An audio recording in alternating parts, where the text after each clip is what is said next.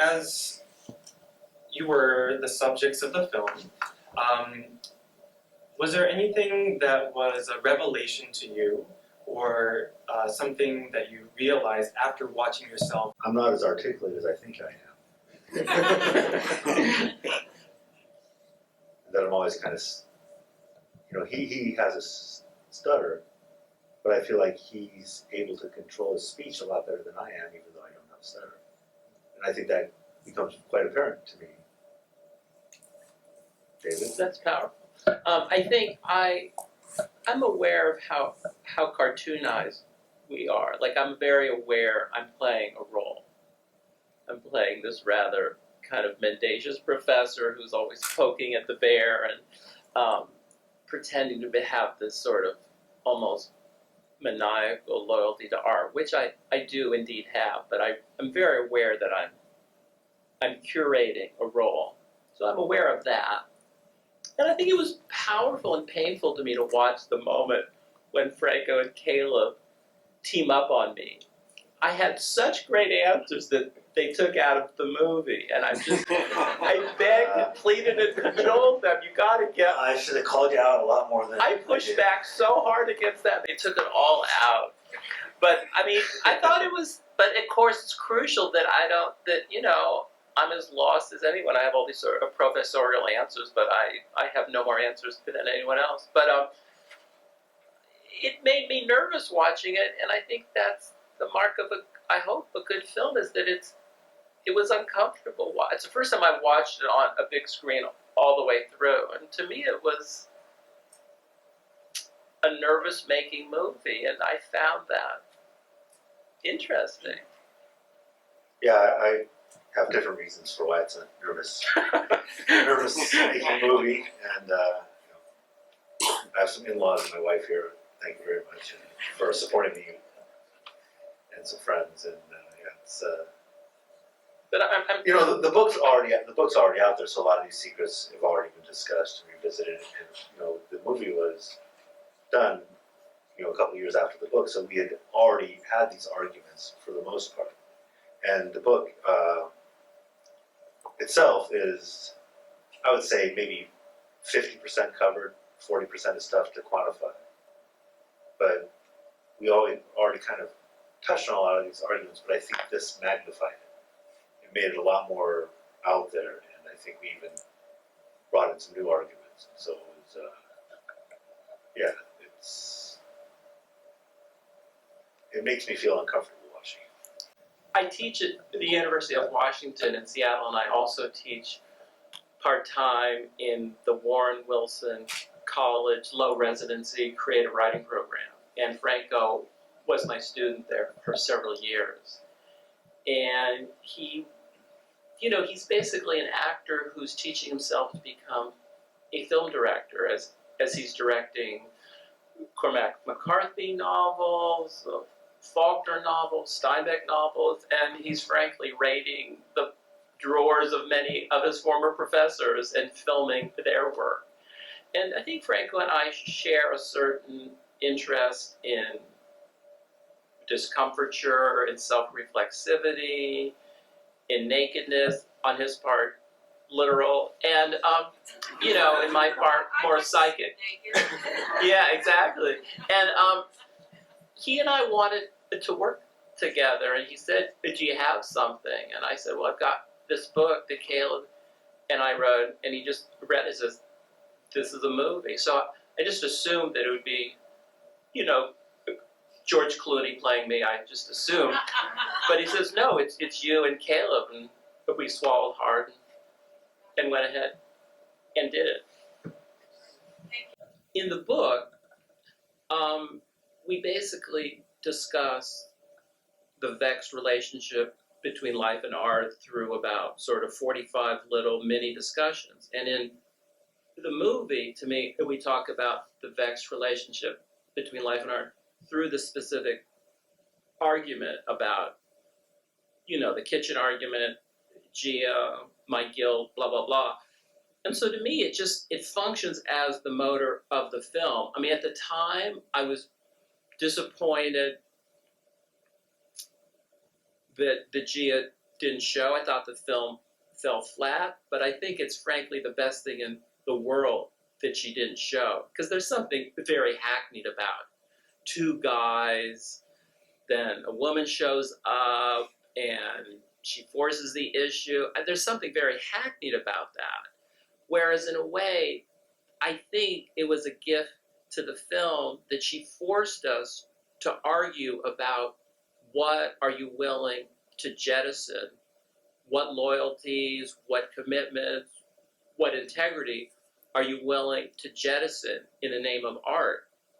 That she got us there. It wasn't crucial that she show up and do X, Y, and Z, which are sort of hackneyed tropes.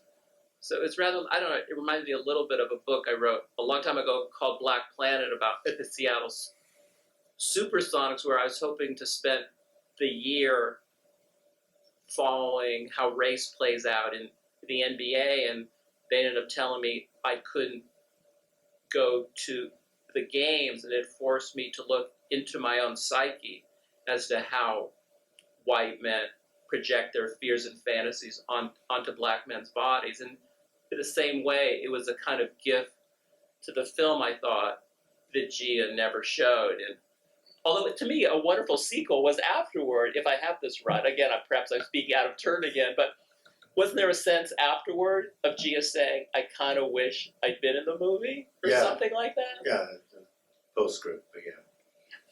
And also, don't think your eyes look so guilty. And when Franco says, you told her not to come. And I still think that's what happened. That's because I can act. Oh, yes. We don't know what really was going on, but I was just... I think that is what happened. What were the plot points you were trying to hit? And what can you kind of break down the fiction versus the reality in the film? I mean, plot points, I mean, to me it's just a streaming narrative where we build on these themes and ideas. And I think David is very much into theatrical constructions.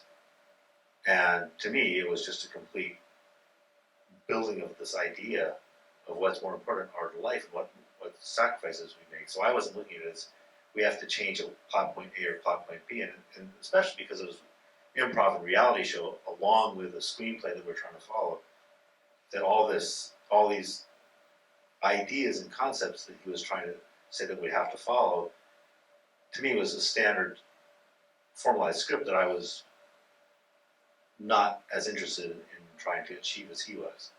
I mean, so the plot points of him are basic film 101, which I don't think our film was trying to follow or make a pattern of at all. And I think you would, perhaps in retrospect, you could force an issue that we're trying to make them. And David will be happy to explain how we did that, but I have no clue. I mean, I disagree with everything he said, of course. But basically, the movie, that we wrote a script. There was a 110-page screenplay, which was essentially the reduction of our book, which is a 230-page script, into a 110-page screenplay, basically. Then the first day of filming, I think it was, a real argument. I mean, we really did not script that argument about, who's in the movie, who isn't, Franco breaking the fourth wall and entering. That all happened in real life. But I was very aware that even though this was all catch-as-catch-can filmmaking, we were sort of running by the seat of our proverbial pants. I was very, I've been working with Franco on a few film things, trying to adapt various books into these little low-budget but fun movies. And even the most supposedly experimental film, even the most, I'm a huge admirer of self-reflexive documentary film, people like Ross McElwee, Errol Morris, Frederick Weissman. There's a classical art to most narrative. And so I'm very aware of these 5 plot points. There's a plot point A, happens about minute 27 of most films. There's a reversal at minute 55. There's plot point B at minute 85. There's the big gloom at minute 95, and the finale at minute 100. That might sound terribly formulaic, and in very formulaic movies, those play out with mechanical precision. But in more interesting films, those plot points are definitely there, but nicely buried several fathoms deep. So to me, the plot points that happen in the film are, it really does happen right around minute 25. Caleb's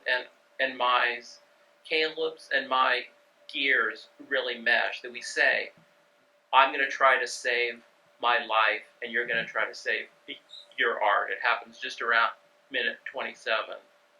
The big reversal to me is the moment about halfway through the film when we have the big argument, in the kitchen, and then to me there's a nice flip around minute 85 where now my skin is being boiled into that. Sort of Caleb and Franco team up against me. The big gloom for me is when Caleb's crying about the animated feature, and Franco and Caleb and I over dinner try to figure out the finale. And then to me the film, I hope, sort of comes together at the end, in which I and Caleb sort of posit that the film, despite its relative chaos, actually makes sense. So those, for me, are the key 5 plot points. Those 5 kind of switching points. Yet when you first sat down there, you both said that you were a little squeamish, and seeing this on film kind of made you a little uncomfortable.